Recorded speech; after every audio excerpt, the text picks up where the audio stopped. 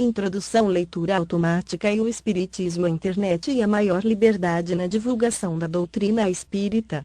É um fato que muitos presidentes de emissoras de rádio ou televisão impõem sérias restrições à divulgação do espiritismo na empresa que dirigem, apesar da grande audiência dos programas genuinamente espíritas, temem perder o investimento e a audiência de muitos adeptos das religiões e fecham o espaço midiático aos espíritas. O progresso das novas tecnologias de informação oferecem um novo meio para a divulgação da doutrina espírita, a internet, apesar da insatisfação de pessoas que tentam impor à humanidade o nada como uma solução consoladora e progressista. É uma prova mais de que quando um princípio é verdadeiro, todo o esforço em ocultar uma lei natural é inútil, e que cedo ou tarde aquilo que tanto foi combatido acaba derrubando por terra os preconceitos e os interesses mesquinhos. Porque a leitura automática de obras espíritas? Aqui apresentamos a leitura automática de uma obra espírita com o intuito de contribuir para o esclarecimento e a pesquisa daqueles que desejam pesquisar sobre as 3 perguntas mais importantes para o homem. 1. De onde eu vim? 2. O que sou? 3. O que serei após o fenômeno morte? Esta leitura automática tem como intuito também servir de material de pesquisa para aqueles que, espiando e provando, sentem a cada momento a visão no mundo material diminuir, mas através do espiritismo se esclarecerão que o estado atual é passageiro e terá um fim cedo ou mais tarde de acordo com a forma que vivem a vida, que não se acaba. A leitura automática, suas qualidades e deficiências. A leitura automática permite escutar longos textos, contribuindo para a compreensão do conteúdo, uma formatação especial do texto para se adequar às características da informática. Mesmo assim, os programas de computador têm limites que não permitem a pronúncia adequada de certas palavras, além de aportuguesar palavras estrangeiras que permanecem com a pronúncia estrangeira já consagrada no cotidiano do brasileiro. Neste trabalho, esta dificuldade pode ser superada baixando a obra O Livro dos Espíritos no site do ICEMEB, Instituto de Ciência Espírita Maria Elivina Borges, www.icemeb.com, e até mesmo contando com a ajuda de pessoas esclarecidas e com o intuito de esclarecer, podem ajudar no entendimento do verdadeiro sentido da obra baixada, além do uso constante de leituras deste tipo, dar condição de deduzir os termos que as limitações da tecnologia atual não podem superar. Os membros do ICEMEB desejam a todos um bom aproveitamento da obra que lhes é oferecida. Membros do ICEMEB. Introdução ao estudo da doutrina espírita e, para se designarem coisas novas, são precisos termos novos.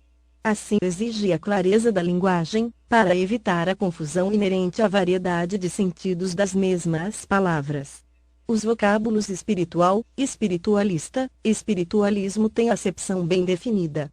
Dar-lhes outra, para aplicá-los à doutrina dos espíritos, fora multiplicar as causas já numerosas de anfibologia.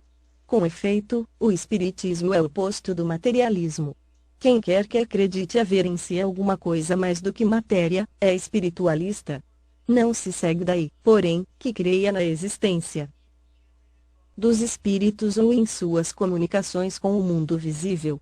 Em vez das palavras espiritual, espiritualismo, empregamos, para indicar a crença que vimos de referir-nos, os termos espírita e espiritismo, cuja forma lembra a origem e o sentido radical e que, por isso mesmo, apresentam a vantagem de ser perfeitamente inteligíveis, deixando ao vocábulo espiritualismo a acepção que lhe é própria. Diremos, pois, que a doutrina espírita ou o espiritismo tem por princípio as relações do mundo material com os espíritos ou seres do mundo invisível. Os adeptos do espiritismo serão os espíritas, ou, se quiserem, os espiritistas. Como especialidade, o Livro dos Espíritos contém a doutrina espírita, como generalidade, prende-se à doutrina espiritualista, uma de cujas fases apresenta essa razão porque traz no cabeçalho do seu título as palavras, filosofia espiritualista. E a outra palavra cerca da qual importa igualmente que todos se entendam, por constituir um dos fechos de abóbada de toda doutrina moral e ser objeto de inúmeras controvérsias, a míngua de uma acepção bem determinada. é a palavra alma. A divergência de opiniões sobre a natureza da alma provém da aplicação particular que cada um dá a esse termo. Uma língua perfeita, em que cada ideia fosse expressa por um termo próprio, evitaria muitas discussões. Segundo uns, a alma é o princípio da vida material orgânica. Não tem existência própria e se aniquila com a vida, é o materialismo puro.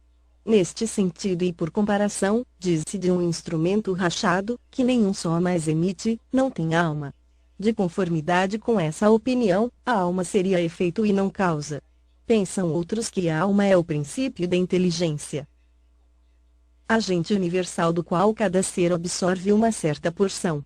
Segundo esses, não haveria em todo o universo senão uma só alma a distribuir centelhas pelos diversos seres inteligentes durante a vida destes, voltando cada centelha, mortos ou seres, à fonte comum, a se confundir com o todo, como os regatos e os rios voltam ao mar, donde saíram. Essa opinião difere da precedente em que, nesta hipótese, não há em nós somente matéria, subsistindo alguma coisa após a morte. Mas é quase como se nada subsistisse, porquanto, destituídos de individualidade, não mais teríamos consciência de nós mesmos. Dentro desta opinião, a alma universal seria Deus, e cada ser um fragmento da divindade. Simples variante do panteísmo. Segundo outros, finalmente, a alma é um ser moral, distinto, independente da matéria e que conserva a sua individualidade após a morte.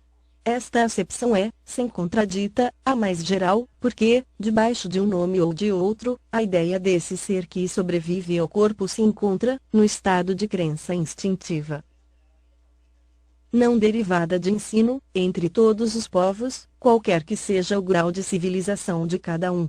Essa doutrina, segundo a qual a alma é causa e não efeito, é a dos espiritualistas. Sem discutir o mérito de tais opiniões e considerando apenas o lado linguístico da questão, diremos que estas três aplicações do termo alma correspondem a três ideias distintas, que demandariam, para serem expressas, três vocábulos diferentes. Aquela palavra tem, pois, tríplice acepção e cada um, do seu ponto de vista, pode com razão defini-la como faz. O mal está em a língua dispor somente de uma palavra para exprimir três ideias.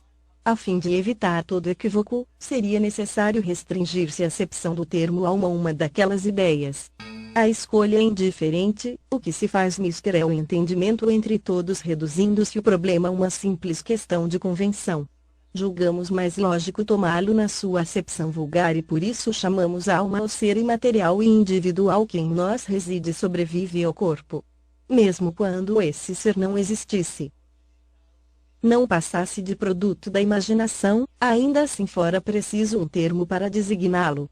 Na ausência de um vocábulo especial para a tradução de cada uma das outras ideias a que corresponde a palavra alma, denominamos princípio vital o princípio da vida material e orgânica, qualquer que seja a fonte donde promane, princípio esse comum a todos os seres vivos, desde as plantas até o homem. Pois que pode haver vida com exclusão da faculdade de pensar, o princípio vital é uma propriedade da matéria, um efeito que se produz achando-se a matéria em dadas circunstâncias.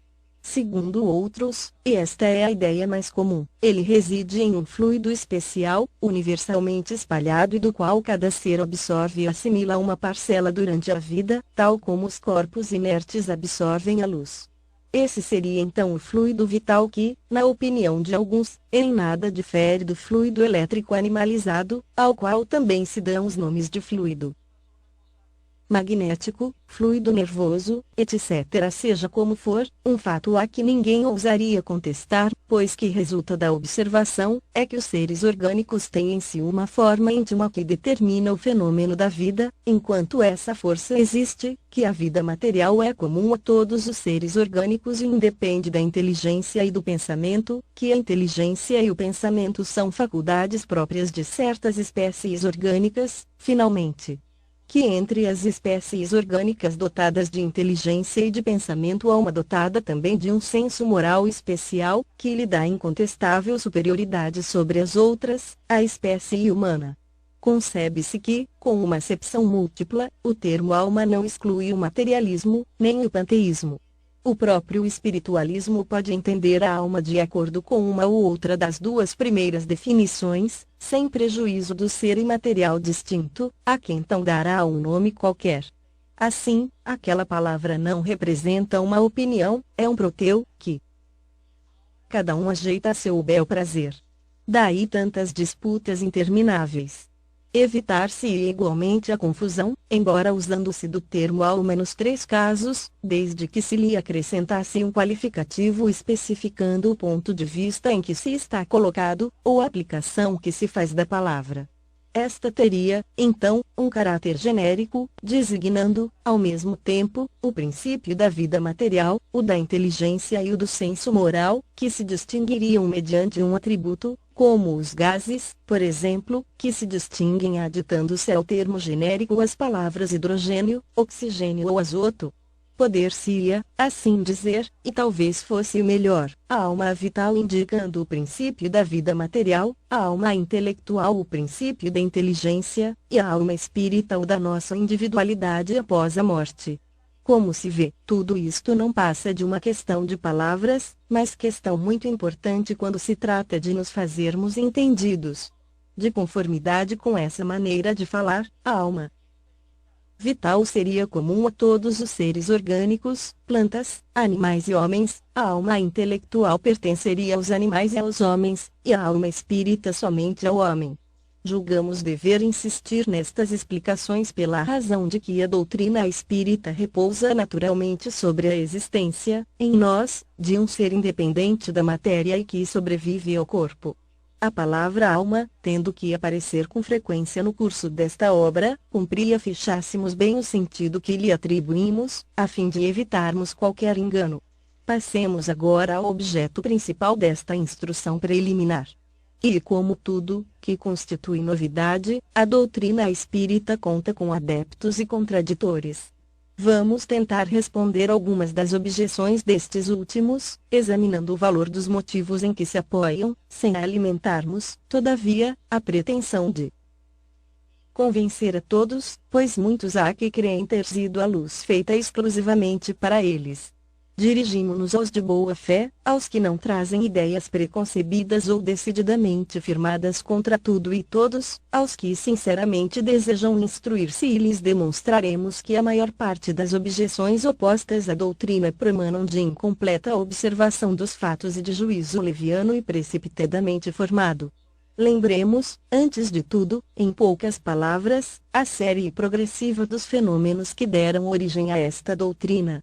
O primeiro fato observado foi o da movimentação de objetos diversos. Designaram-o vulgarmente pelo nome de mesas girantes ou dança das mesas. Este fenômeno, que parece ter sido notado primeiramente na América, ou melhor, que se repetiu nesse país, porquanto a história prova que ele remonta à mais alta antiguidade, se produziu rodeado de circunstâncias estranhas, tais como ruídos insólitos, pancadas sem nenhuma causa ostensiva. Em seguida, propagou-se rapidamente pela Europa e pelas partes do mundo. A princípio quase que só encontrou incredulidade, porém, ao cabo de pouco tempo, a multiplicidade das experiências não mais permitiu-lhe pusessem em dúvida a realidade. Se tal fenômeno se houvesse limitado ao movimento de objetos materiais, poderia explicar-se por uma causa puramente física. Estamos longe de conhecer todos os agentes ocultos da natureza, ou todas as propriedades dos que conhecemos. A eletricidade multiplica diariamente os recursos que proporciona ao homem e parece destinada a iluminar a ciência com uma nova luz. Nada de impossível haveria, portanto, em que a eletricidade modificada por certas circunstâncias, ou qualquer outro agente desconhecido, fosse a causa dos movimentos observados. O fato de que a reunião de muitas pessoas aumenta a potencialidade da ação parecia vir em apoio dessa teoria. Visto poder-se considerar o conjunto dos assistentes como uma pilha múltipla, com o seu potencial na razão direta do número dos elementos. O movimento circular nada apresentava de extraordinário, está na natureza. Todos os astros se movem em curvas elipsoides, poderíamos, pois, ter ali, em ponto menor, um reflexo do movimento geral do universo, ou, melhor, uma causa, até então desconhecida, produzindo acidentalmente, com pequenos objetos em dadas condições, uma corrente análoga que impele os mundos.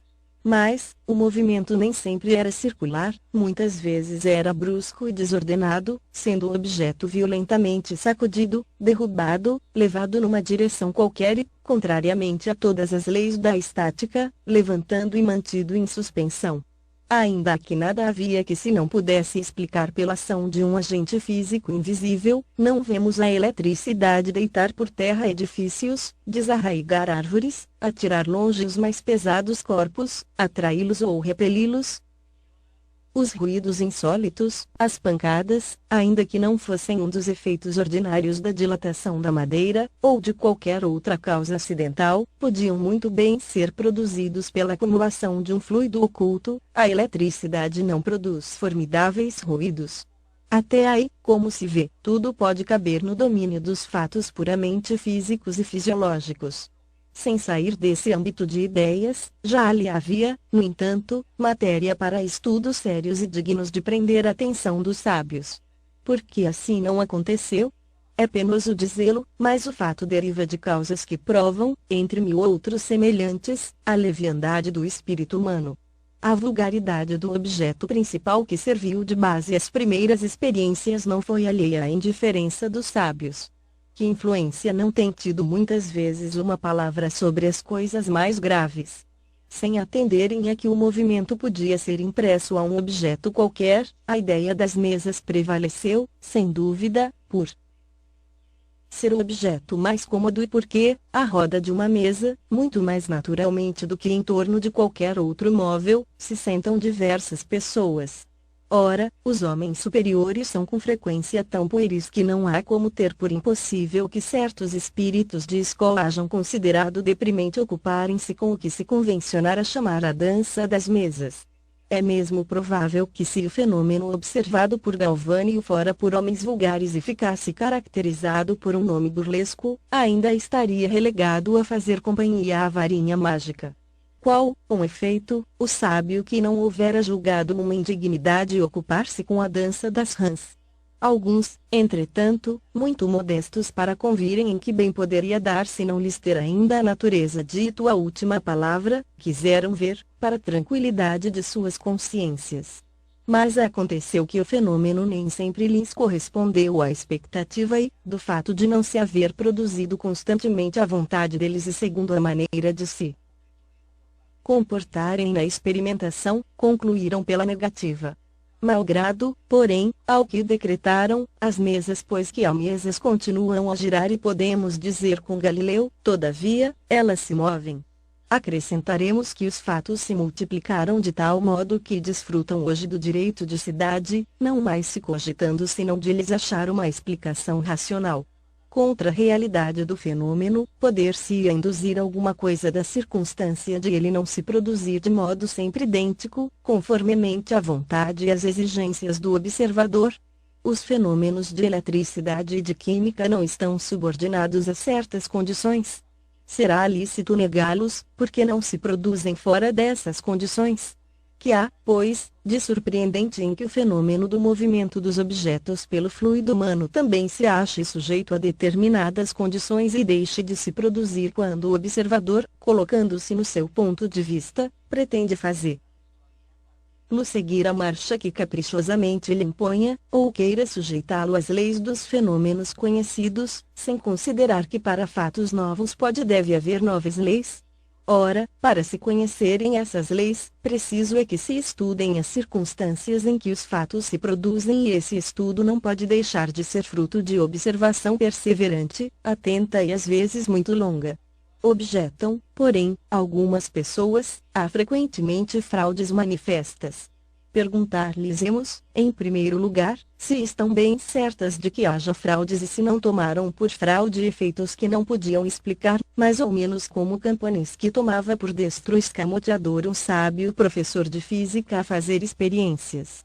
Admitindo-se mesmo que tal coisa tenha podido verificar-se algumas vezes, constituiria isso razão para negar-se o fato? dever-se-ia negar a física, porque há prestidigitadores que se exornam com o título de físicos. Cumpre, ao demais, se leve em conta o caráter das pessoas e o interesse que possam ter em iludir. Seria tudo, então, mero gracejo. Admite-se que uma pessoa se divirta por algum tempo, mas um gracejo prolongado indefinidamente se tornaria tão fastidioso para o mistificador, como para o mistificado.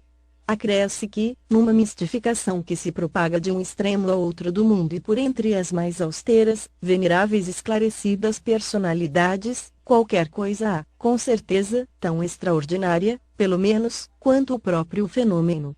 E se os fenômenos, com que nos estamos ocupando, houvessem ficado restritos ao movimento dos objetos, teriam permanecido, como dissemos, no domínio das ciências físicas. Assim, entretanto, não sucedeu, estava-lhes reservado colocar-nos na pista de fatos de ordem singular. Acreditaram haver descoberto, não sabemos pela iniciativa de quem, que a impulsão dada aos objetos não era apenas o resultado de uma força mecânica cega, que havia nesse movimento a intervenção de uma causa inteligente. Uma vez aberto, esse caminho conduziu a um campo totalmente novo de observações. De sobre muitos mistérios se erguia o véu. Haverá, com efeito, no caso, uma potência inteligente? Tal a questão. Se essa potência existe, qual é ela, qual a sua natureza, a sua origem? Encontra-se acima da humanidade. Eis outras questões que decorrem da anterior. As primeiras manifestações inteligentes se produziram por meio de mesas que se levantavam e, com um dos pés, davam certo número de pancadas, respondendo desse modo sim, ou não, conforme fora convencionado, a uma pergunta feita. Até aí nada de convincente havia para os cépticos, porquanto bem podiam crer que tudo fosse obra do acaso. Obtiveram-se depois respostas mais desenvolvidas com o auxílio das letras do alfabeto, dando móvel um número de pancadas correspondente ao número de ordem de cada letra, chegava-se a formar palavras e frases que respondiam às questões propostas. A precisão das respostas e a correlação que denotavam com as perguntas causaram espanto. O ser misterioso que assim respondia, interrogado sobre a sua natureza, declarou que era espírito ou gênio, declinou o nome e prestou diversas informações a seu respeito. Há aqui uma circunstância muito importante, que se deve assinalar. É que ninguém imaginou os espíritos como meio de explicar o fenômeno, foi o próprio fenômeno que revelou a palavra. Muitas vezes, em se tratando das ciências exatas, se formulam hipóteses para dar-se uma base ao raciocínio. Não é aqui o caso. Tal meio de correspondência era, porém, demorado e incômodo. O espírito, e isto constitui nova circunstância digna de nota, indicou outro. Foi um desses seres invisíveis quem aconselhou a adaptação de um lápis a uma cesta ou a outro objeto. Colocada em cima de uma folha de papel, a cesta é posta em movimento pela mesma potência oculta que move as mesas, mas, em vez de um simples movimento regular, o lápis traça por si mesmo caracteres formando palavras, frases, dissertações de muitas páginas sobre as mais altas questões de filosofia, de moral, de metafísica, de psicologia, etc., e com tanta rapidez quanto se escrevesse com a mão.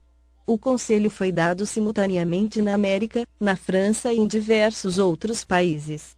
Eis em que termos o deram em Paris, a 10 de junho de 1853, a um dos mais fervorosos adeptos da doutrina e que, havia muitos anos, desde 1849, se ocupava com a evocação dos espíritos. Vai buscar, no aposento ao lado, a cestinha, amarra-lhe um lápis, coloca sobre o papel, põe-lhe os teus dedos sobre a borda. Alguns instantes após, a cesta entrou a mover-se e o lápis escreveu, muito legível, esta frase: proíbo expressamente que transmitas a quem quer que seja o que acabo de dizer.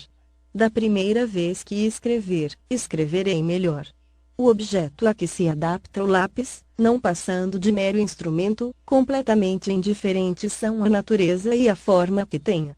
Daí o haver-se procurado dar-lhe a disposição mais cômoda. Assim é que muita gente se serve de uma prancheta pequena. A cesta ou a prancheta só podem ser postas em movimento debaixo da influência de certas pessoas, dotadas, para isso, de um poder especial, as quais se designam pelo nome de médiuns, isto é, meios ou intermediários entre os espíritos e os homens.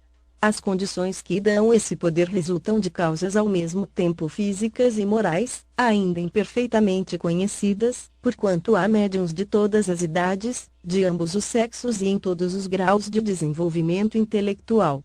É, todavia, uma faculdade que se desenvolve pelo exercício. Reconheceu-se mais tarde que a cesta e a prancheta não eram, realmente, mais do que um apêndice da mão, e o médium, tomando diretamente do lápis, se pôs a escrever por um impulso involuntário e quase febril. Dessa maneira, as comunicações se tornaram mais rápidas, mais fáceis e mais completas. Hoje é esse o meio geralmente empregado e com tanto mais razão quanto o número das pessoas dotadas dessa aptidão é muito considerável e cresce todos os dias.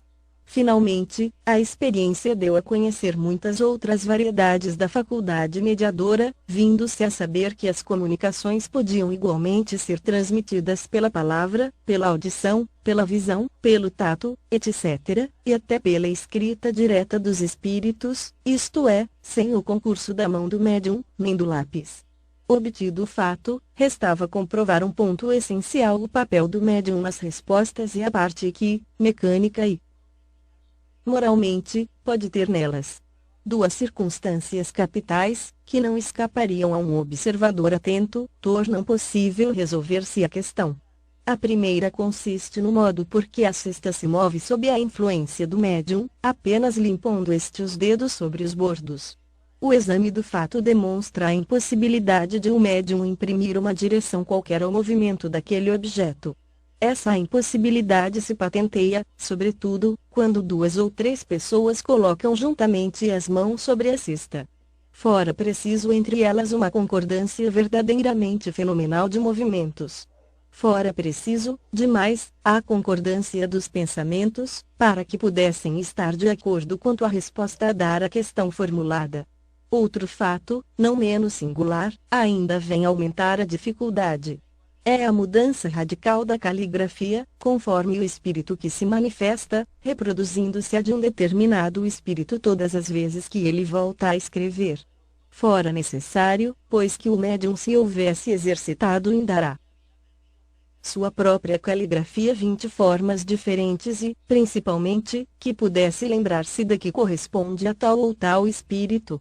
A segunda circunstância resulta da natureza mesma das respostas que, as mais das vezes, especialmente quando se ventilam questões abstratas e científicas, estão notoriamente fora do campo dos conhecimentos e, a miúde, do alcance intelectual do médium, que, além disso, como de ordinário sucede, não tem consciência do que se escreve debaixo da sua influência, que, frequentemente, não entende ou não compreende a questão proposta. Pois que esta ou pode ser no idioma que ele desconheça, ou mesmo mentalmente, podendo a resposta ser dada nesse idioma. Enfim, acontece muito escrever a cesta espontaneamente, sem que se haja feito pergunta alguma, sobre um assunto qualquer, inteiramente inesperado. Em certos casos, as respostas revelam tal cunho de sabedoria, de profundeza e de oportunidade, exprimem pensamentos tão elevados, tão sublimes, que não podem emanar senão de uma inteligência superior, impregnada da mais pura moralidade. Doutras vezes, são tão levianas, tão frívolas, tão triviais, que a razão recusa admitir derivem da mesma fonte. Tal diversidade de linguagem não se pode explicar senão pela diversidade das inteligências que se manifestam. E essas inteligências estão na humanidade ou fora da humanidade. Este é o ponto a esclarecer-se, cuja explicação se encontrará completa nesta obra, como a deram os próprios espíritos. Eis, pois, efeitos patentes, que se produzem fora do círculo habitual das nossas observações, que não ocorrem misteriosamente, mas, ao contrário, à luz meridiana, que toda a gente pode ver e comprovar, que não constituem privilégio de um único indivíduo e que milhares de pessoas repetem todos os dias. Esses efeitos têm necessariamente uma causa e, do momento que denotam a ação de uma inteligência e de uma vontade, saem do domínio puramente físico. Muitas teorias foram engendradas a este respeito. Examiná-las dentro em pouco e veremos se são capazes de oferecer a explicação de todos os fatos que se observam.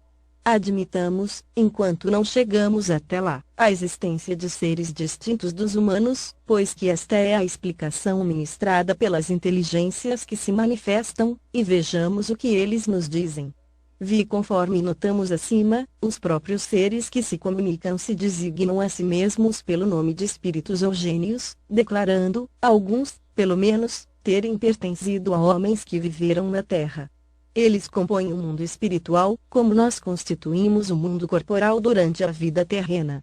Vamos resumir, em poucas palavras, os pontos principais da doutrina que nos transmitiram, a fim de mais facilmente respondermos a certas objeções. Deus é eterno, imutável, imaterial, único, onipotente, soberanamente justo e bom. Criou o universo, que abrange todos os seres animados e inanimados, materiais e imateriais. Os seres materiais constituem o mundo visível ou corpóreo, e os seres imateriais, o mundo invisível ou espírita, isto é, dos espíritos. O mundo espírita é o mundo normal, primitivo, eterno, preexistente e sobrevivente a tudo. O mundo corporal é secundário, poderia deixar de existir, ou não ter jamais existido, sem que por isso se alterasse a essência do mundo espírita. Os espíritos revestem temporariamente um invólucro material perecível, cuja destruição pela morte lhes restitui a liberdade. Entre as diferentes espécies de seres corpóreo, Deus escolheu a espécie humana, a encarnacal dos espíritos que chegaram a certo grau de desenvolvimento, dando-lhe, superioridade moral e intelectual sobre as outras.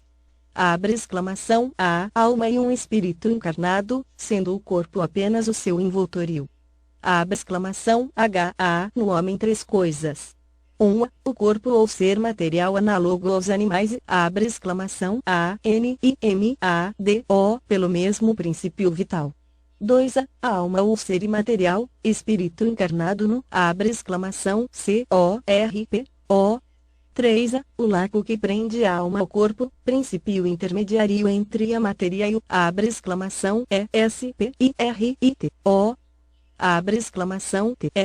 assim o homem duas naturezas, pelo corpo, participa da natureza dos animais, cujos, lhes são comuns, pela alma, participa da natureza dos espíritos. Laco ou perispírito, que prende ao corpo o espírito, e uma espécie de envoltório,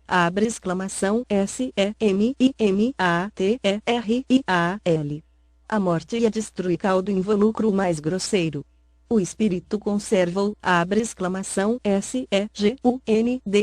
que lhe constitui um corpo etéreo, invisível para nós no estado normal, porém que pode tornar-se acidentalmente visível e mesmo tangível, como sucede no fenômeno das aparições.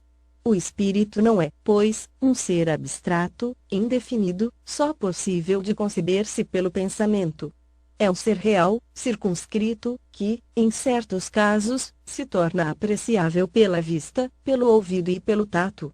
Os espíritos pertencem a diferentes classes e não são iguais, nem em poder, nem em inteligência, nem em saber, nem em moralidade.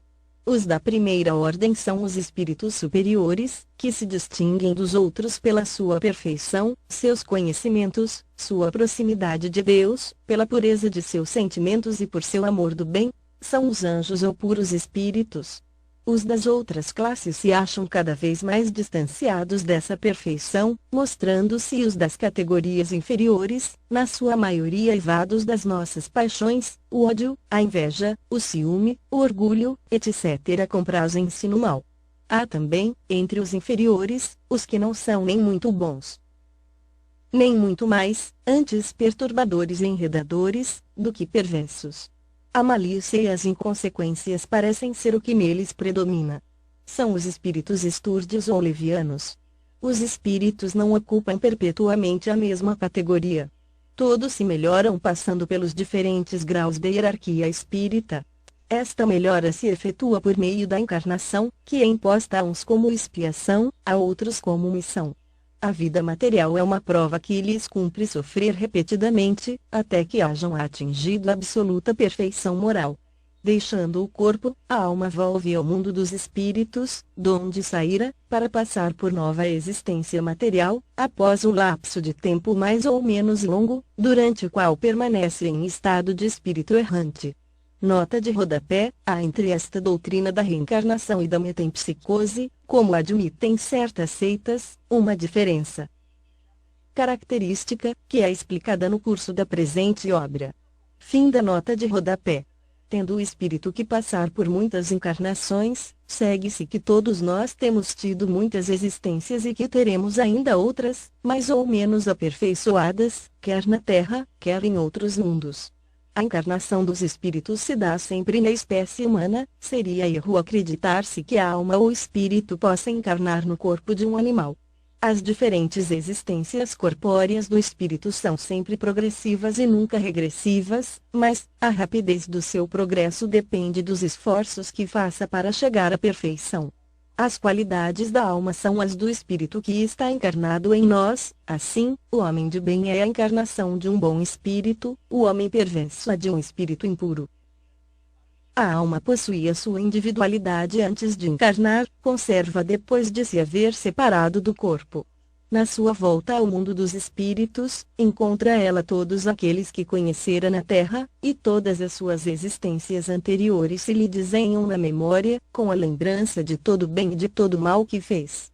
O espírito encarnado se acha sob a influência da matéria. O homem que vence esta influência, pela elevação e depuração de sua alma, se aproxima dos bons espíritos, em cuja companhia um dia estará.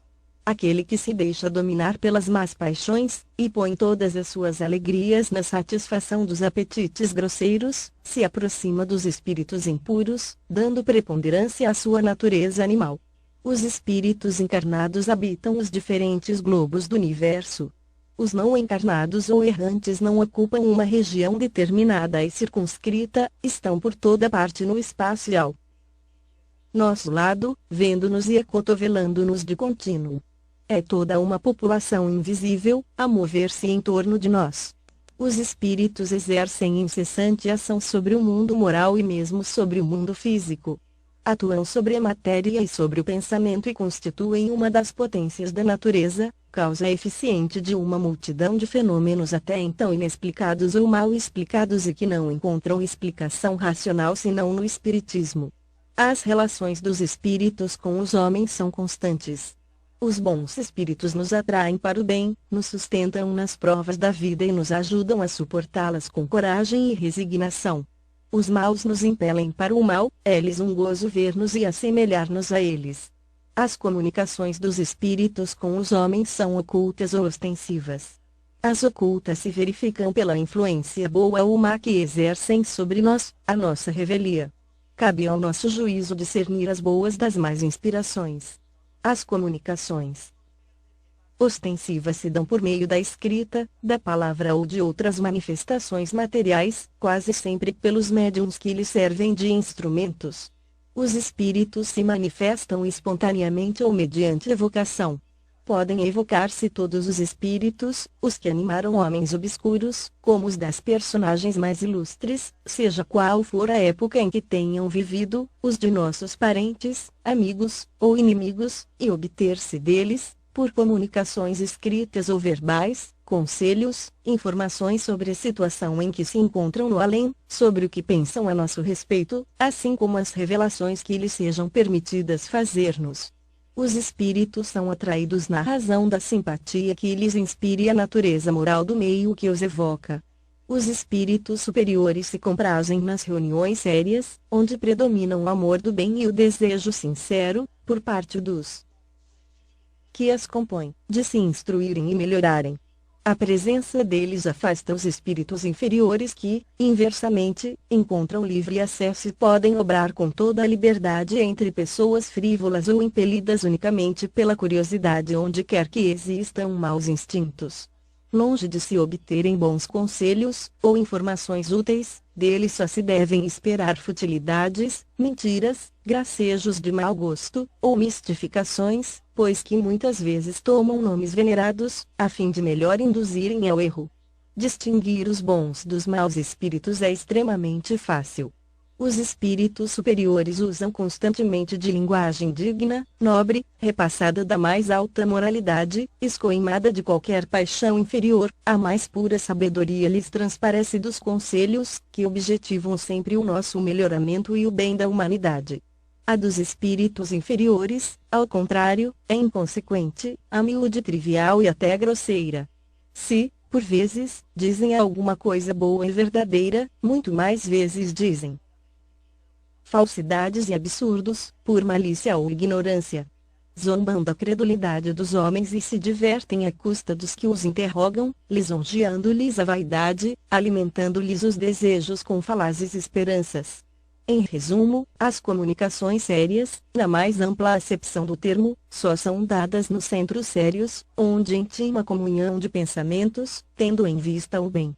A moral dos espíritos superiores se resume, como a do Cristo, nesta máxima evangélica: fazer aos outros o que quereríamos que os outros nos fizessem, isto é, fazer o bem e não o mal. Neste princípio encontra o homem uma regra universal de proceder, mesmo para as suas menores ações. Ensinam-nos que o egoísmo, o orgulho, a sensualidade são paixões que nos aproximam da natureza animal, prendendo-nos à matéria, que o homem que, já neste mundo, se desliga da matéria, desprezando as futilidades mundanas e amando o próximo, se avizinha da natureza espiritual, que cada um deve tornar-se útil, de acordo com as faculdades e os meios que Deus lhe pôs nas mãos para experimentá-lo, que o forte e o poderoso devem amparo e proteção ao fraco, porquanto transgride a lei de Deus aquele que abusa da força e do poder para oprimir o seu semelhante. Ensinam, finalmente, que, no mundo dos espíritos, nada podendo estar oculto, o hipócrita será desmascarado e patenteadas todas as suas torpezas, que a presença é inevitável, e de todos os instantes, daqueles para com quem houvermos procedido mal constitui um dos castigos que nos estão reservados, que ao estado de inferioridade e superioridade dos espíritos correspondem penas e gozos desconhecidos na terra. Mas, ensinam também não haver faltas irremissíveis, que a expiação não possa pagar. Meio de consegui-lo encontra o homem nas diferentes existências que lhe permitem avançar, conformemente aos seus desejos e esforços, na senda do progresso, para a perfeição, que é o seu destino final. Este é o resumo da doutrina espírita, como resulta dos ensinamentos dados pelos espíritos superiores. Vejamos agora as objeções que se lhe contrapõem. Vir para muita gente, a oposição das corporações científicas constitui, se não uma prova, pelo menos forte presunção contra o que quer que seja. Não somos dos que se insurgem contra os sábios, pois não queremos dar aso a que de nós digam que escolciamos. Temo-los, ao contrário, em grande apreço e muito honrado nos julgaríamos se fôssemos contado entre eles. Suas opiniões, porém, não podem representar, em todas as circunstâncias, uma sentença irrevogável. Desde que a ciência sai da observação material dos fatos, em se tratando de os apreciar e explicar, o campo está aberto às conjecturas. Cada um arquiteta o seu sistemazinho, disposto a sustentá-lo com fervor, para fazê-lo prevalecer. Não vemos todos os dias as mais opostas opiniões serem alternativamente preconizadas e rejeitadas, ora repelidas como erros absurdos, para logo depois aparecerem proclamadas como verdades incontestáveis? Os fatos, eis o verdadeiro critério dos nossos juízos, o argumento sem réplica. Na ausência dos fatos, a dúvida se justifica no homem ponderado. Com relação às coisas notórias, a opinião dos sábios é, com toda razão, fidedigna, porquanto eles sabem mais e melhor do que o vulgo. Mas, no tocante a princípios novos, a coisas desconhecidas, essa opinião quase nunca é mais do que hipotética, por isso que eles não se acham, menos que os outros, sujeitos a preconceitos. Direi mesmo que o sábio tem mais prejuízos que qualquer outro, porque uma propensão natural o leva a subordinar tudo ao ponto de vista donde mais aprofundou os seus conhecimentos. O matemático não vê prova senão numa demonstração algébrica, o químico refere tudo a ação dos elementos, etc. Aquele que se fez especialista prende todas as suas ideias à especialidade que adotou. Raio daí o vereis quase sempre desarrazoar, por querer submeter tudo ao mesmo cadinho, consequência da fraqueza humana. Assim, pois, consultarei, do melhor grado e com a maior confiança, um químico sobre uma questão de análise, um físico sobre a potência elétrica, um mecânico sobre uma força motriz. Hão de eles, porém, permitir-me, sem que isto afete a estima a que lhes dá direito o seu saber especial, que eu não tenha em melhor conta suas opiniões negativas acerca do espiritismo, do que o parecer de um arquiteto sobre uma questão de música. As ciências ordinárias assentam nas propriedades da matéria, que se pode experimentar e manipular livremente. Os fenômenos espíritas repousam na ação de inteligências dotadas de vontade própria e que nos provam a cada instante não se acharem subordinadas aos nossos caprichos. As observações não podem, portanto, ser feitas da mesma forma, requerem condições especiais e outro ponto de partida. Querer submetê-las aos processos comuns de investigação é estabelecer analogias que não existem. A ciência, propriamente dita, é, pois, como ciência, incompetente para se pronunciar na questão do espiritismo, não tem que se ocupar com isso e qualquer que seja o seu julgamento, favorável ou não, nenhum peso poderá ter. O espiritismo é o resultado de uma convicção pessoal, que os sábios, como indivíduos, podem adquirir, abstração feita da qualidade de sábios. Pretender deferir a questão à ciência equivaleria a querer que a existência ou não da alma fosse decidida por uma assembleia de físicos ou de astrônomos. Com efeito, o espiritismo está todo na existência da alma e no seu estado depois da morte. Ora, é soberanamente lógico imaginar-se que um homem deva ser grande psicologista, porque é eminente matemático ou notável anatomista. Dissecando o corpo humano, o anatomista procura a alma e, porque não a encontra, debaixo do seu escalpelo, como encontra um nervo. Ou porque não a vê evolar-se como um gás, conclui que ela não existe, colocado num ponto de vista exclusivamente material. Segue-se que tenha razão contra a opinião universal? Não. Vedes, portanto, que o espiritismo não é da alçada da ciência. Quando as crenças espíritas se houverem vulgarizado, quando estiverem aceitas pelas massas humanas, e, a julgar pela rapidez com que se propagam, esse tempo não vem longe, com ela se dará o que tem acontecido a todas as ideias novas que hão encontrado oposição, os sábios se renderão à evidência. Lá chegarão, individualmente, pela força das coisas. Até então será intempestivo desviá-los de seus trabalhos especiais, para obrigá-los a se ocuparem com um assunto estranho, que não lhes está nem nas atribuições, nem no programa. Enquanto isso não se verifica, os que, sem estudo prévio e aprofundado da matéria, se pronunciam pela negativa escarnecem de quem não lhe subscreve o conceito, esquecem que o mesmo se deu com a maior parte das grandes descobertas que fazem honra à humanidade. Expõe-se a ver seus nomes alongando a lista dos ilustres proscritores das ideias novas e inscritos a par dos membros da douta Assembleia que, em 1752, acolheu com retumbante gargalhada a memória de Franklin sobre os para-raios, julgando-a indigna de figurar entre as comunicações que lhe eram dirigidas, e dos daquela outra que ocasionou perder à França as vantagens da iniciativa da marinha a vapor, declarando o sistema de Fulton um sonho irrealizável. Entretanto, essas eram questões da alçada daquelas corporações.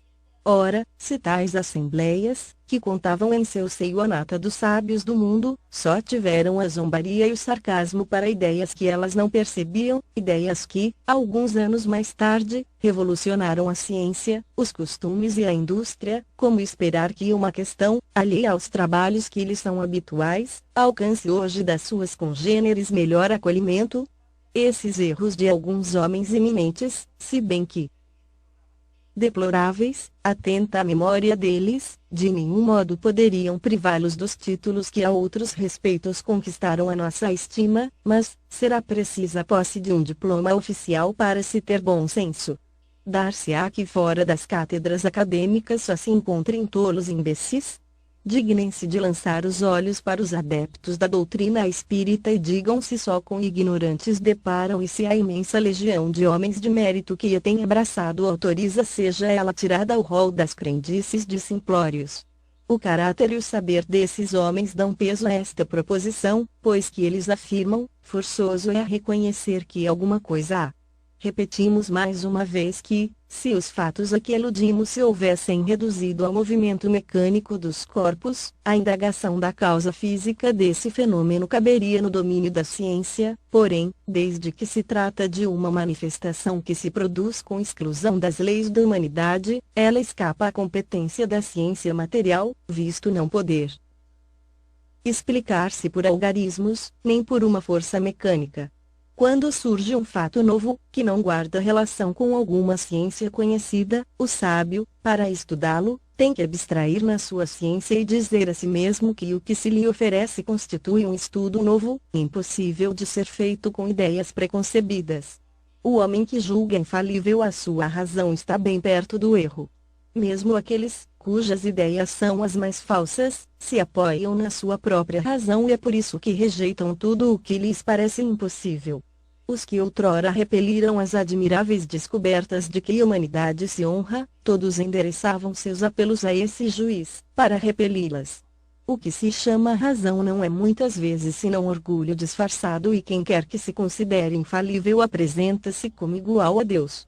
Dirigimo-nos, pois, aos ponderados, que duvidam do que não viram, mas que, julgando do futuro pelo passado, não creem que o homem haja chegado ao apogeu nem que a natureza lhe tenha facultado ler a última página do seu livro. Vi e acrescentemos que o estudo de uma doutrina, qual a doutrina espírita, que nos lança de súbito numa ordem de coisas tão nova quão grande, só pode ser feito com utilidade por homens sérios, perseverantes, livres de prevenções e animados de firme e sincera vontade de chegar a um resultado. Não sabemos como dar esses qualificativos aos que julgam a priori, levianamente, sem tudo ter visto, que não imprimem a seus estudos a continuidade, a regularidade e o recolhimento indispensáveis. Ainda menos saberíamos dar-los alguns que, para não decaírem da reputação de homens de espírito, se afadigam por achar um lado burlesco nas coisas mais verdadeiras, ou tidas como tais por pessoas cujo saber, caráter e convicções lhes dão direito à consideração de quem quer que se preze de bem educado. Abstenham-se, portanto, os que entendem não serem dignos de sua atenção os fatos. Ninguém pensa em lhes violentar a crença, concordem, pois, em respeitar a dos outros. O que caracteriza um estudo sério é a continuidade que se lhe dá.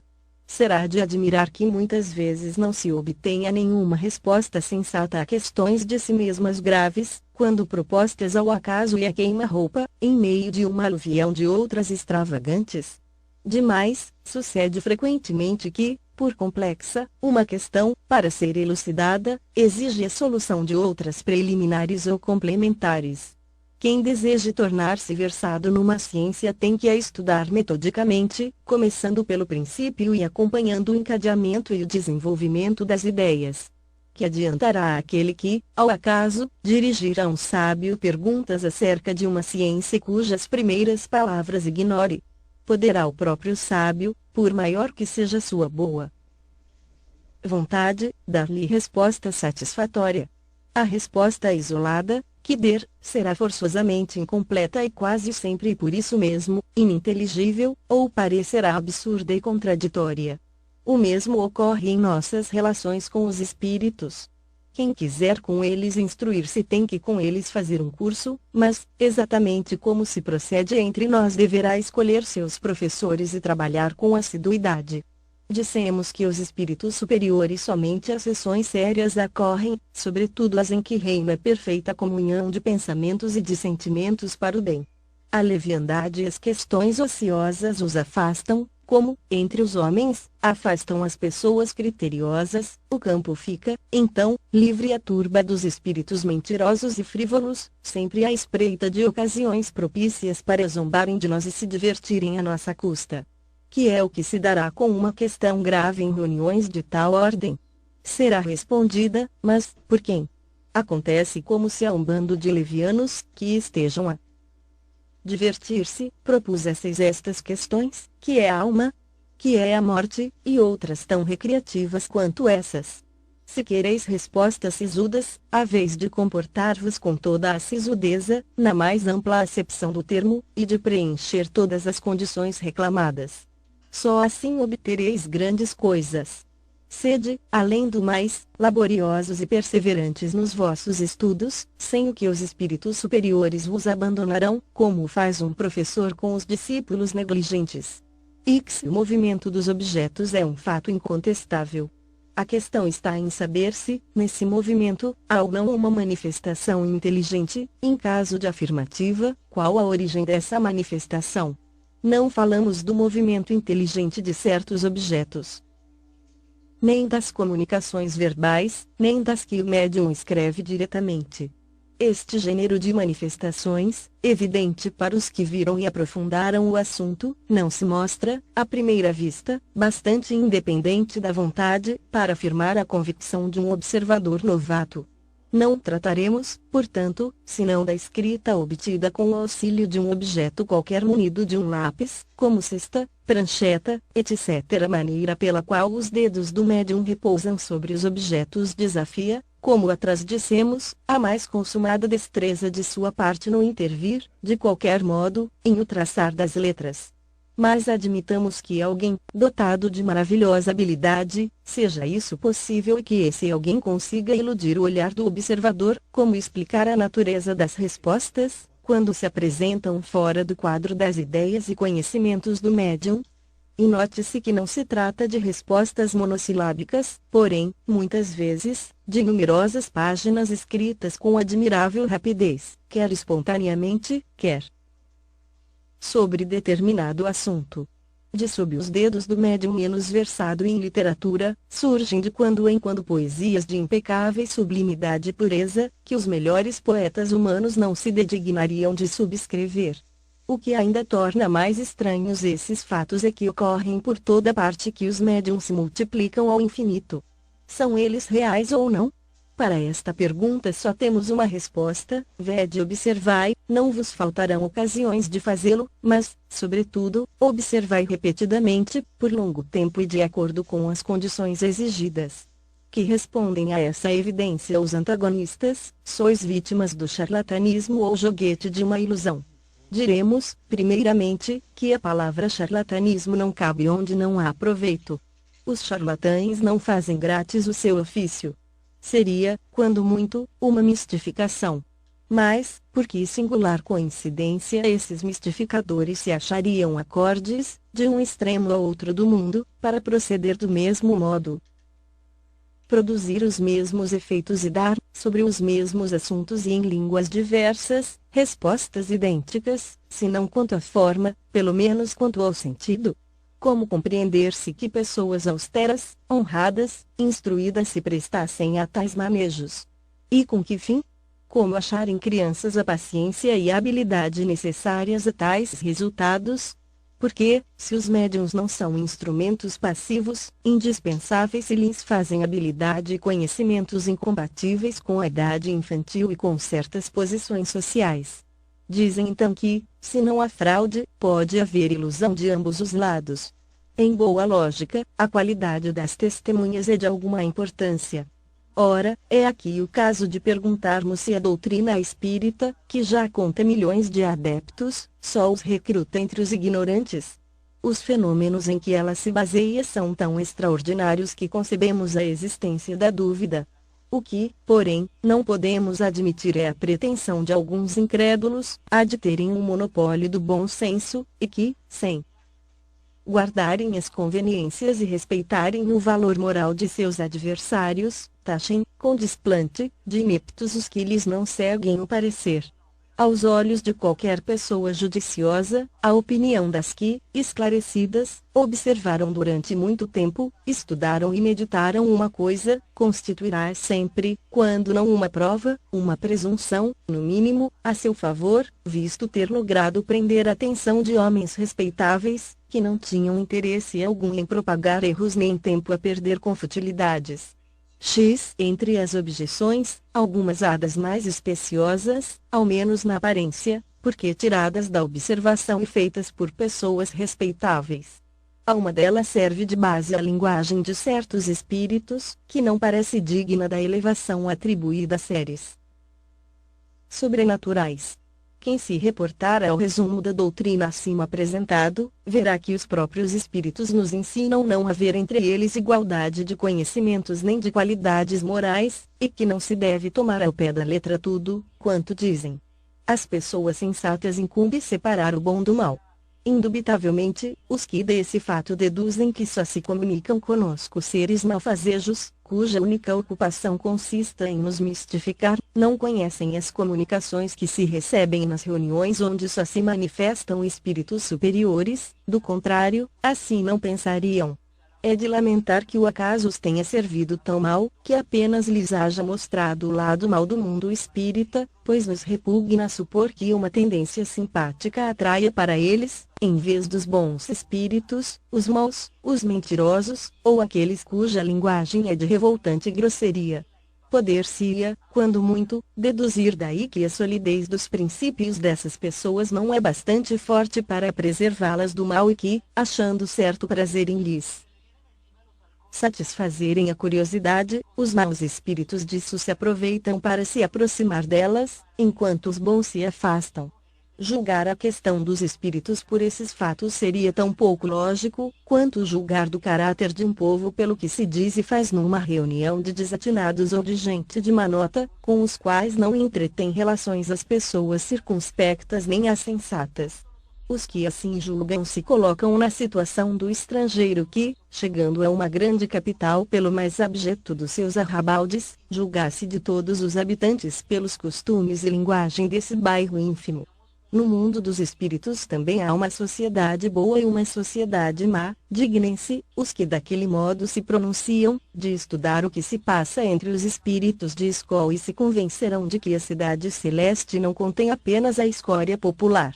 Perguntam eles, os espíritos de escola descem até nós. Responderemos, não fiqueis no subúrbio, vede, observai. Julgareis, os fatos aí estão para todo o mundo. A menos que lhes sejam aplicáveis estas palavras de Jesus, tem olhos e não veem, tem ouvidos e não ouvem. Como variante dessa opinião, temos a dos que não veem, nas comunicações espíritas e em todos os fatos materiais a que elas dão lugar, mais do que a intervenção de uma potência diabólica, novo proteu que revestiria todas as formas, para melhor nos enganar. Não a julgamos suscetível de exame sério, por isso não nos demoramos em considerá-la. Aliás, ela está refutada pelo que acabamos de dizer. Acrescentaremos, tão somente, que, se assim fosse, forçoso seria convir em que o diabo é às vezes bastante criterioso e ponderado, sobretudo muito moral, ou então, em que também há bons diabos. Efetivamente, como acreditar que Deus só ao espírito do mal permita que se manifeste, para perder-nos, sem nos dar por contrapés os conselhos dos bons espíritos? Se ele não o pode fazer, não é onipotente, se pode e não o faz, desmente a sua bondade. Ambas as suposições seriam blasfemas. Note-se que admitir a comunicação dos maus espíritos é reconhecer o princípio das manifestações. Ora, se elas se dão, não pode deixar de ser com a permissão de Deus. Como, então, se há de acreditar, sem impiedade, que ele só permita o mal, com exclusão do bem? Semelhante doutrina é contrária às mais simples noções do bom senso e da religião. Esquisito é, acrescentam, que só se fale dos espíritos de personagens conhecidas e perguntam por que são eles os únicos a se manifestarem. Há ainda aqui um erro, oriundo, como tantos outros, de superficial observação. Dentre os espíritos que vêm espontaneamente, muito maior é, para nós, o número dos desconhecidos do que o dos ilustres, designando-se aqueles por um nome qualquer, muitas vezes por um nome alegórico ou característico. Quanto aos que se evocam, desde que não se trate de parente ou amigo, é muito natural nos dirijamos aos que conhecemos, de preferência chamar pelos que nos são desconhecidos. O nome das personagens ilustres atrai mais atenção, por isso é que são notadas. Acham também singular que os espíritos dos homens eminentes acudam familiarmente ao nosso chamado e se ocupem, às vezes, com coisas insignificantes, comparadas com as de que cogitavam durante a vida. Nada aí há de surpreendente para os que sabem que a autoridade, ou a consideração de que tais homens gozaram neste mundo, nenhuma supremacia lhes dá no mundo espírita. Nisto, os espíritos confirmam estas palavras do Evangelho: os grandes serão rebaixados e os pequenos serão elevados, devendo esta sentença entender-se com relação à categoria em que cada um de nós se achará entre eles. É assim que aqueles que foi primeiro na terra pode vir a ser lá um dos últimos. Aquele diante de quem curvávamos aqui a cabeça pode, portanto, vir falar-nos como o mais humilde operário, pois que deixou, com a vida terrena, toda a sua grandeza, e o mais poderoso monarca pode achar-se lá muito abaixo do último dos seus soldados. Um fato demonstrado pela observação e confirmado pelos próprios espíritos é o de que os espíritos inferiores muitas vezes usurpam nomes conhecidos e respeitados. Quem pode, pois, afirmar que os que dizem ter sido, por exemplo, Sócrates, Júlio César, Carlos Magno, Fenelon, Napoleão, Washington, etc., tenham realmente animado essas personagens? Esta dúvida existe mesmo entre alguns adeptos fervorosos da doutrina espírita, os quais admitem a intervenção e a manifestação dos espíritos, mas inquirem como se lhes pode comprovar a identidade. Semelhante prova é, de fato, bem difícil de produzir.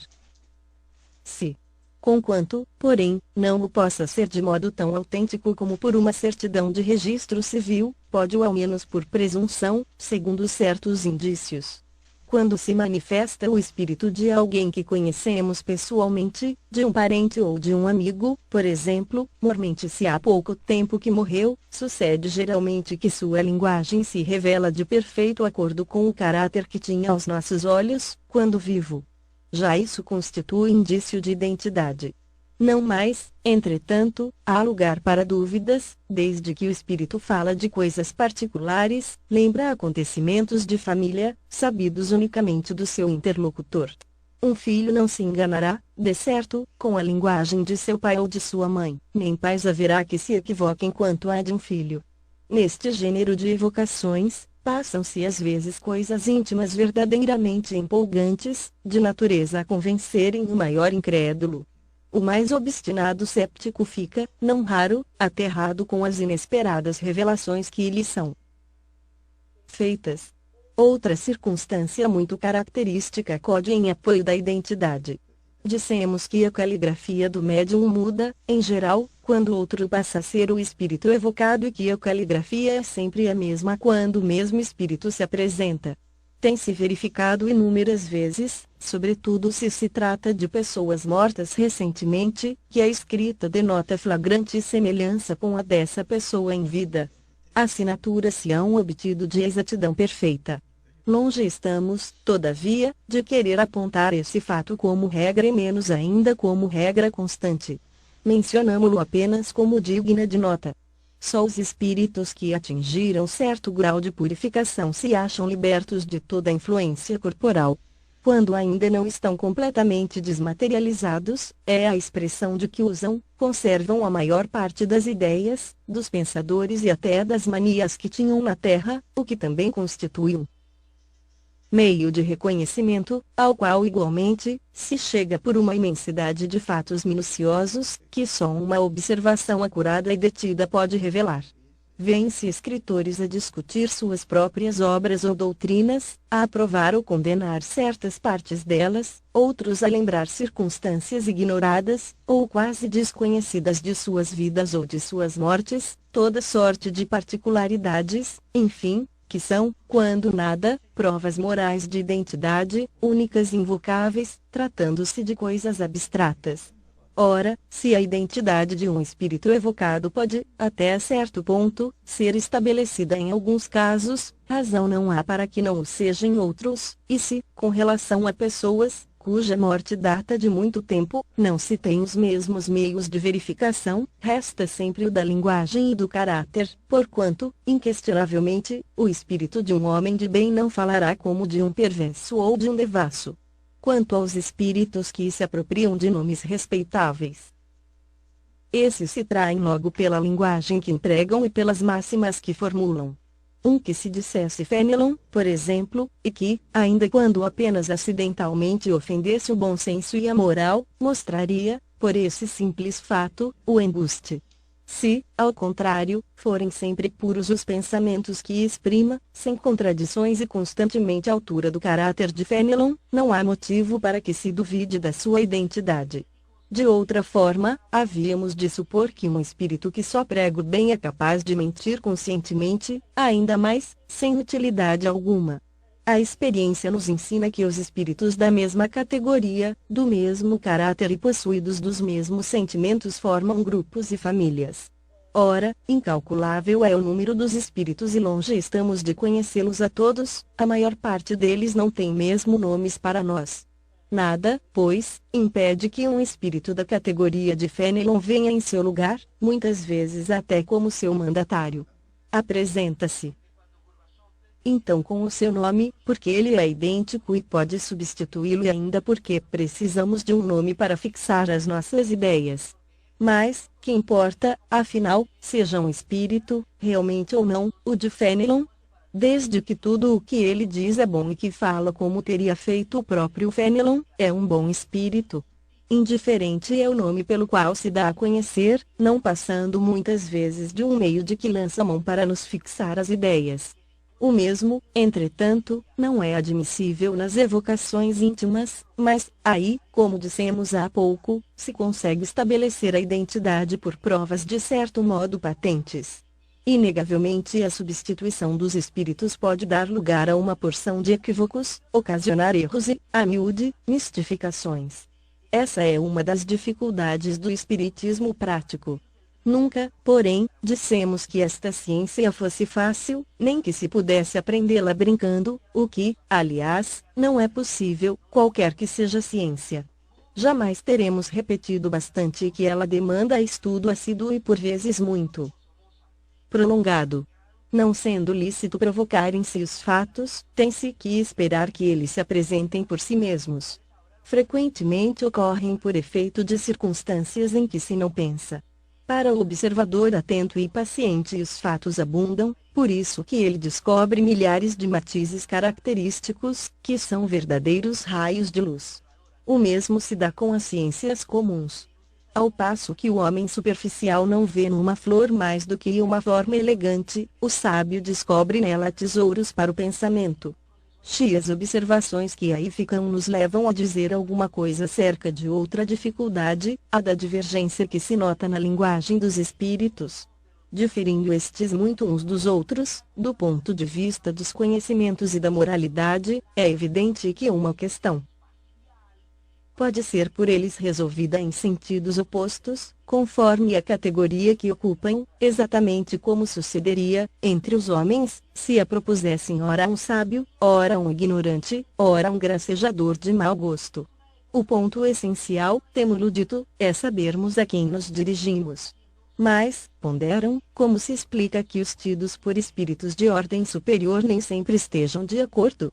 Diremos, em primeiro lugar, que, independentemente da causa que vimos de assinalar, outras há de molde a exercerem certa influência sobre a natureza das respostas, abstração feita da probidade dos espíritos. Este é um ponto capital, cuja explicação alcançaremos pelo estudo. Por isso é que dizemos que estes estudos requerem atenção demorada, observação profunda e, sobretudo, como aliás exigem todas as ciências humanas, continuidade e perseverança. Anos são precisos para formar-se um médico medíocre e 3/4 partes da vida para chegar-se a ser um sábio.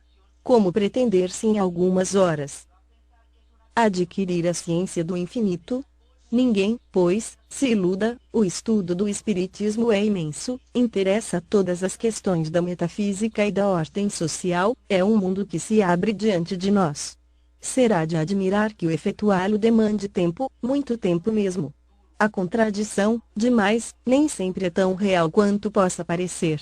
Não vemos todos os dias homens que professam a mesma ciência divergirem na definição que dão de uma coisa, quer empreguem termos diferentes, quer a encarem de pontos de vista diversos, embora seja sempre a mesma ideia fundamental? conte quem puder as definições que se tem dado de gramática. Acrescentaremos que a forma da resposta depende muitas vezes da forma da questão. Pueril, portanto, seria apontar contradição onde frequentemente só há diferença de palavras. Os espíritos superiores não se preocupam absolutamente com a forma. Para eles, o fundo do pensamento é tudo. Tomemos, por exemplo, a definição de alma. Carecendo este termo de uma acepção invariável, compreende-se que os espíritos, como nós, divirjam na definição que dela deem. Um poderá dizer que é o princípio da vida, outro chamar-lhe centelha anímica, um terceiro afirmar que ela é interna, que é externa, etc., tendo todos razão, cada um do seu ponto de vista. Poder-se-á mesmo crer que alguns deles professem doutrinas materialistas e, todavia, não ser assim. Outro tanto acontece relativamente a Deus. Será o princípio de todas as coisas, o Criador do universo, a inteligência suprema, o infinito, o grande espírito, etc. Em definitivo, será sempre Deus. Citemos, finalmente, a classificação dos espíritos. Eles formam uma série ininterrupta, desde o mais ínfimo grau até o grau superior. A classificação é, pois, arbitrária. Grupá-los-á em 3 classes, outro em 5, 10 ou 20, à vontade, sem que nenhum esteja em erro. Todas as ciências humanas nos oferecem idênticos exemplos. Cada sábio tem o seu sistema, os sistemas mudam. A ciência, porém, não muda. Aprenda-se a botânica pelo sistema de Linneu, ou pelo de Jussieu, ou pelo de Tournefort, nem por isso se saberá menos botânica. Deixemos, conseguintemente, de emprestar a coisas de pura convenção mais importância do que merecem, para só nos atermos ao que é verdadeiramente importante. Não raro, a reflexão fará se descubra, no que pareça disparate, uma similitude que escapará a um primeiro exame. Passaríamos de longe pela objeção que fazem alguns sépticos, a propósito das faltas ortográficas que certos espíritos cometem, se ela não oferecesse margem a uma observação essencial. A ortografia deles, cumpre dizê-lo, nem sempre é irreprochável, mas grande escassez de razões seria mister para se fazer disso objeto de crítica séria, dizendo que, visto saberem tudo, os espíritos devem saber ortografia. Poderíamos opor-lhes os múltiplos pecados desse gênero cometidos por mais de um sábio da terra, o que, entretanto, em nada lhes diminui o mérito. Há, porém, no fato, uma questão mais grave. Para os espíritos, principalmente para os espíritos superiores, a ideia é tudo, a forma nada vale. Livres da matéria, a linguagem de que usam entre si é rápida como o pensamento, porquanto são os próprios pensamentos que se comunicam sem intermediário. Muito pouco à vontade hão de eles se sentirem, quando obrigados, para se comunicarem conosco, a utilizarem-se das formas longas e embaraçosas da linguagem humana e a lutarem com a insuficiência e a imperfeição dessa linguagem, para exprimirem todas as ideias. É o que eles próprios declaram. Por isso mesmo, bastante curiosos são os meios de que se servem com frequência para obviarem a esse inconveniente. O mesmo se daria conosco, se houvéssemos de exprimir-nos no idioma de vocábulos e fraseados mais longos e de maior pobreza de expressões do que o de que usamos. É o embaraço que experimenta o homem de gênio constitui motivo de impaciência a lentidão da sua pena sempre muito atrasada no lhe acompanhar o pensamento. Compreende-se, diante disto, que os espíritos liguem pouca importância à puerilidade da ortografia, mormente quando se trata de ensino profundo e grave. Já não é maravilhoso que se exprimam indiferentemente em todas as línguas e que as entendam todas? Não se conclua daí, todavia, que desconheçam a correção convencional da linguagem. Observam-na, quando necessário. Assim é, por exemplo, que a poesia por eles ditada desafiaria quase sempre a crítica do mais meticuloso purista, a despeito da ignorância do médium. Há também pessoas que veem perigo por toda parte em tudo que não conhecem. Daí a pressa com que, do fato de haverem perdido a razão alguns dos que se entregaram a estes estudos, tiram conclusões desfavoráveis ao espiritismo. Como é que homens sensatos enxergam nisto uma objeção valiosa? Não se dá o mesmo com todas as preocupações de ordem intelectual que empolguem um cérebro fraco. Quem será capaz de precisar quantos loucos e maníacos os estudos da matemática, da medicina, da música, da filosofia e outros têm produzido? Dever-se-ia, em consequência, banir esses estudos? Que prova isso? Nos trabalhos corporais, estropiam-se os braços e as pernas, que são os instrumentos da ação material. Nos trabalhos da inteligência, estropia-se o cérebro, que é o do pensamento. Mas, por se haver quebrado o instrumento, não se segue que o mesmo tenha acontecido ao espírito. Este permanece intacto e, desde que se liberte da matéria, gozará, tanto quanto qualquer outro, da plenitude das suas faculdades. No seu gênero, ele é, como homem, um mártir do trabalho. Todas as grandes preocupações do espírito podem ocasionar a loucura. As ciências, as artes e até a religião lhe fornecem contingentes. A loucura tem como causa primária uma predisposição orgânica do cérebro, que o torna mais ou menos acessível a certas impressões. Dada a predisposição para a loucura, esta tomará o caráter de preocupação principal, que então se muda em ideia fixa, podendo tanto ser a dos espíritos, em quem com ele se ocupou, como a de Deus, dos anjos, do diabo, da fortuna, do poder, de uma arte, de uma ciência, da maternidade, de um sistema político ou social. Provavelmente, o louco religioso se houvera tornado um louco espírita, se o espiritismo fora a sua preocupação dominante, do mesmo modo que o louco espírita o seria sob outra forma, de acordo com as circunstâncias. Digo, pois, que o espiritismo não tem privilégio algum a esse respeito. Vou mais longe, digo que, bem compreendido, ele é um preservativo contra a loucura. Entre as causas mais comuns de sobreexcitação cerebral, devem contar-se as decepções, os infortúnios, as afeições contrariadas, que, ao mesmo tempo, são as causas mais frequentes de suicídio. Ora, o verdadeiro espírita vê as coisas deste mundo de um ponto de vista tão elevado, elas lhe parecem tão pequenas, tão mesquinhas, a par do futuro que o aguarda, a vida se lhe mostra tão curta, tão fugaz, que, aos seus olhos, as tribulações não passam de incidentes desagradáveis, no curso de uma viagem. O que, em outro, produziria violenta emoção, mediocremente o afeta. Demais, ele sabe que as amarguras da vida são provas úteis ao seu adiantamento, se as sofrer sem murmurar, porque será recompensado na medida da coragem com que as houver suportado. Suas convicções lhe dão, assim, uma resignação que o preserva do desespero e, por conseguinte, de uma causa permanente de loucura e suicídio.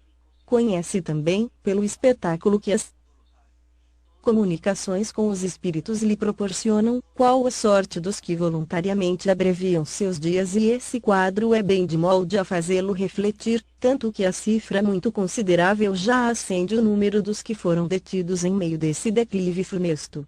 Este é um dos resultados do espiritismo. Riam quanto queiram os incrédulos.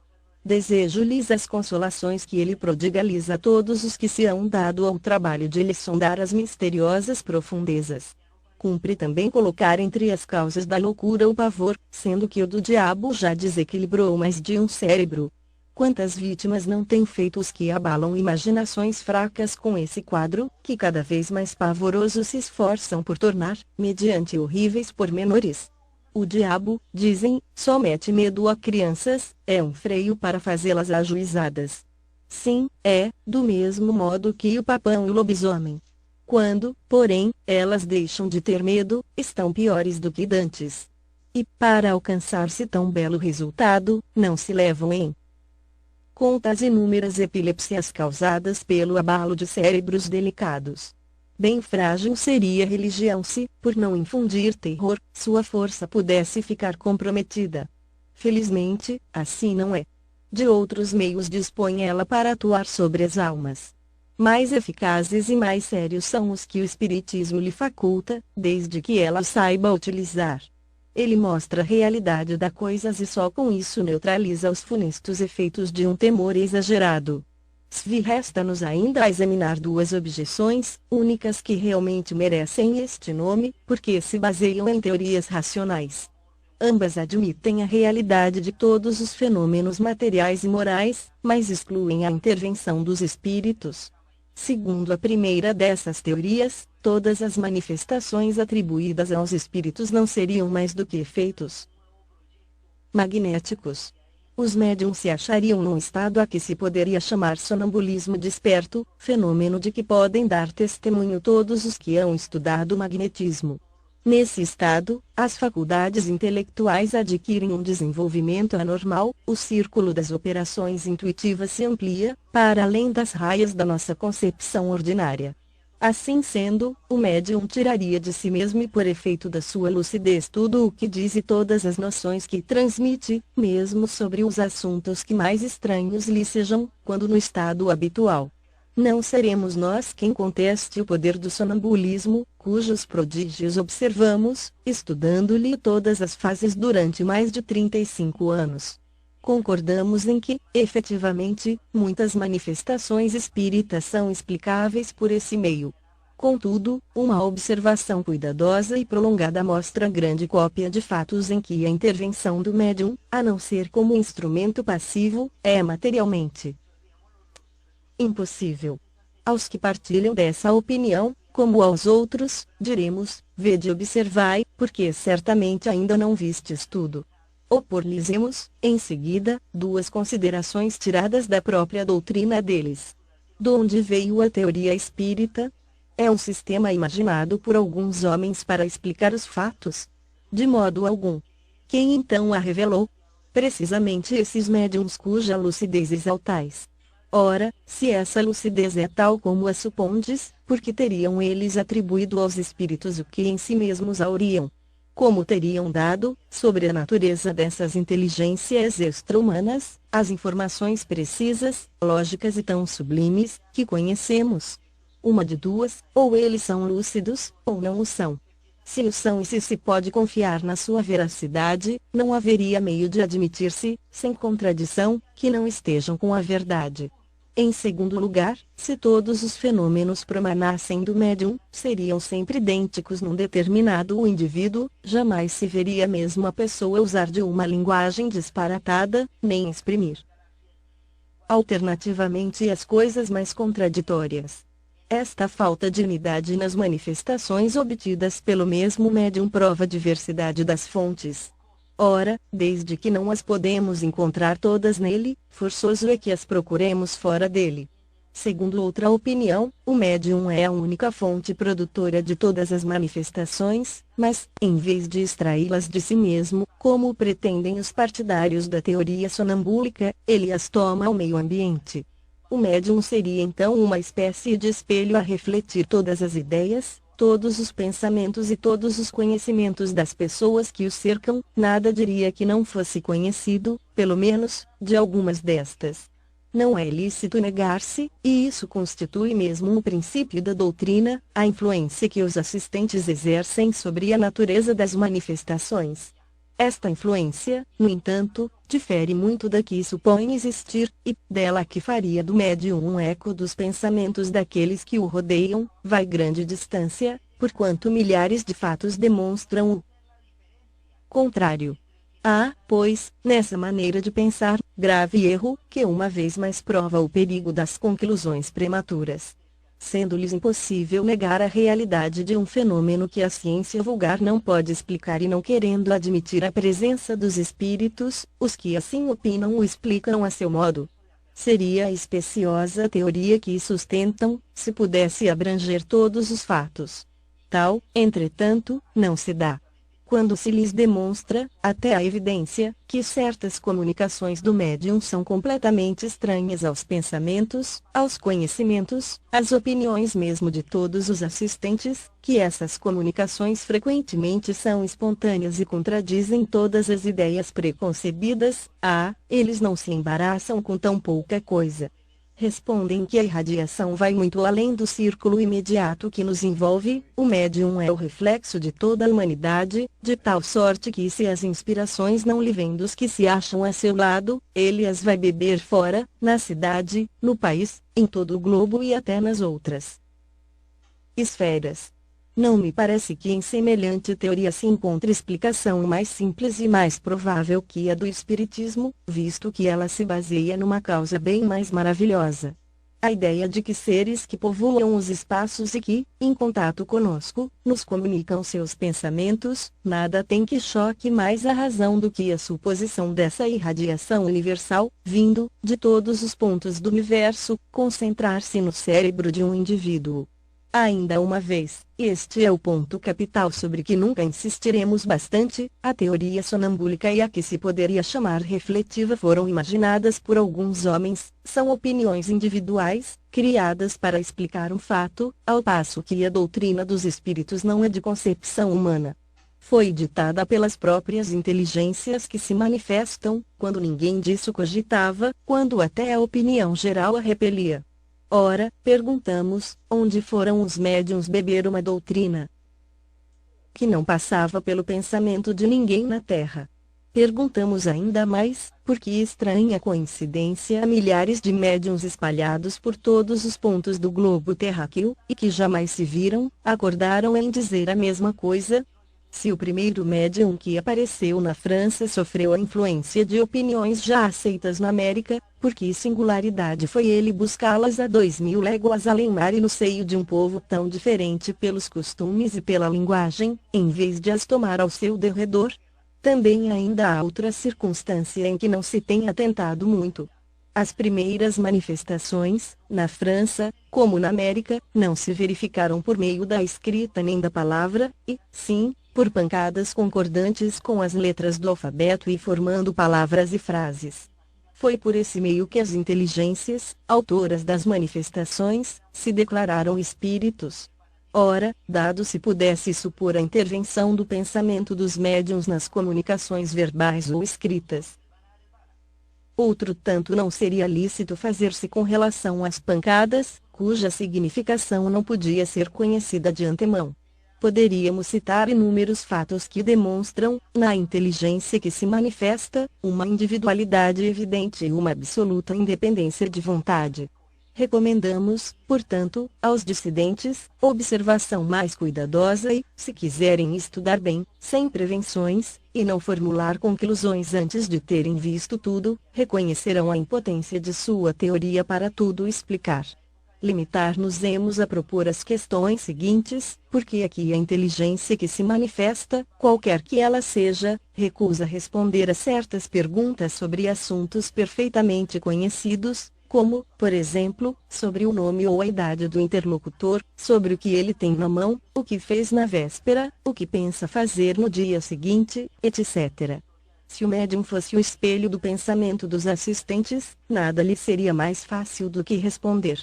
A esse argumento retrucam os adversários, perguntando, a seu turno, porque os espíritos, que devem saber tudo, não podem dizer coisa tão simples, de acordo com o axioma, quem pode o mais pode o menos, e daí concluem que não são os espíritos os que respondem. Se um ignorante ou um zombador, apresentando-se a uma douta assembleia, perguntasse, por exemplo, por que a dia às 12 horas, acreditará alguém que ela se daria o incômodo de responder seriamente, fora lógico que, do seu silêncio ou das zombarias com que pagasse ao interrogante, se concluísse serem todos os seus membros? Ora, exatamente porque os espíritos são superiores, é que não respondem a questões ociosas ou ridículas e não consentem em ir para Berlinda, é por isso que se calam ou declaram que só se ocupam com coisas sérias.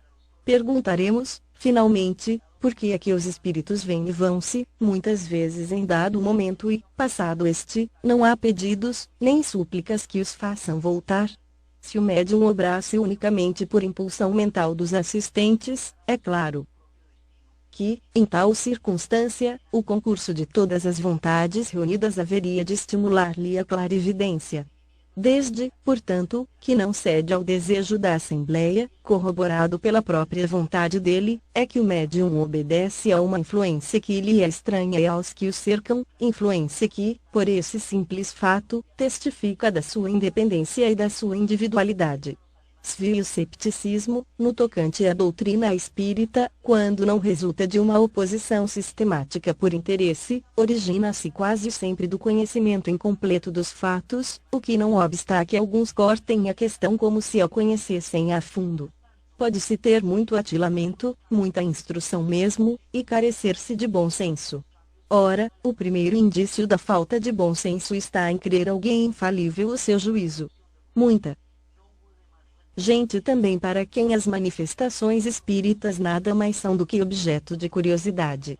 Confiamos em que, lendo este livro, encontrarão nesses extraordinários fenômenos alguma coisa mais do que simples passatempo. A ciência espírita compreende duas partes: experimental uma, relativa às manifestações em geral, filosófica, outra, relativa às manifestações inteligentes.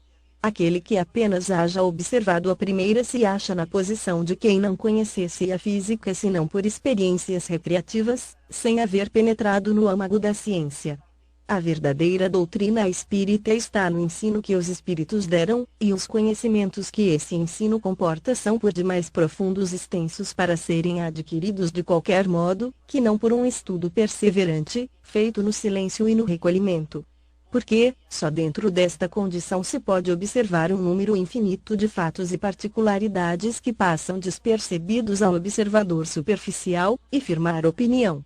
Não produzisse este livro outro resultado além do de mostrar o lado sério da questão e de provocar estudos neste sentido, e rejubilaríamos por haver sido eleito para executar uma obra em que, aliás, nenhum mérito pessoal pretendemos ter, pois que os princípios nela exerados não são de criação nossa.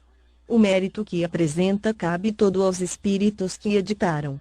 Esperamos que dará outro resultado, o de guiar os homens que desejem esclarecer-se, mostrando-lhes, nestes estudos, um fim grande e sublime, o do progresso individual e social, e o de lhes indicar o caminho que conduz a esse fim. Concluamos, fazendo uma última consideração. Alguns astrônomos, sondando o espaço, encontraram, na distribuição dos corpos celestes, lacunas não justificadas e em desacordo com as leis do conjunto. Suspeitaram que essas lacunas deviam estar preenchidas por globos que lhes tinham escapado à observação. De outro lado, observaram certos efeitos, cuja causa lhes era desconhecida, e disseram: deve haver ali um mundo, porquanto esta lacuna não pode existir e estes efeitos hão de ter uma causa. Julgando então da causa pelo efeito, conseguiram calcular-lhe os elementos e mais tarde os fatos lhes vieram confirmar as previsões. Apliquemos este raciocínio a outra ordem de ideias. Se se observa a série dos seres, descobre-se que eles formam uma cadeia sem solução de continuidade, desde a matéria bruta até o homem mais inteligente. Porém, entre o homem e Deus, alfa e ômega de todas as coisas, que imensa lacuna! Será racional pensar-se que no homem terminam os anéis dessa cadeia e que ele transponha sem transição a distância que o separa do infinito? A razão nos diz que entre o homem e Deus outros elos necessariamente haverá, como disse aos astrônomos que, entre os mundos conhecidos, outros haveria, desconhecidos. Que filosofia já preencheu esta lacuna? O Espiritismo nula mostra preenchida pelos seres de todas as ordens do mundo invisível, e estes seres não são mais do que os espíritos dos homens, nos